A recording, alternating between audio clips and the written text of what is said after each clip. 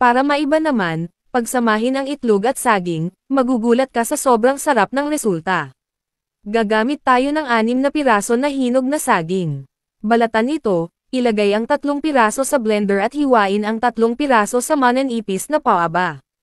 Gagamit din tayo ng 2 itlog, 1 kutsaritang vanilla essence, 1 cup na evaporated milk at kalahati cup na condensed milk. E-blend ito hanggang mag-smooth ang consistency at itabi muna. Magtunaw ng 5 kutsara na asukal sa lanera. Pag nakaramelize na ang asukal, ilatag ang mga hiwang saging at ibuhos na ang na-blend na mixture, salain ito habang binubuhos, tap ito para maalis ang air bubbles. Takpan ito ng aluminum foil para hindi mapasukan ng tubig, steam ito ng 30 minuto.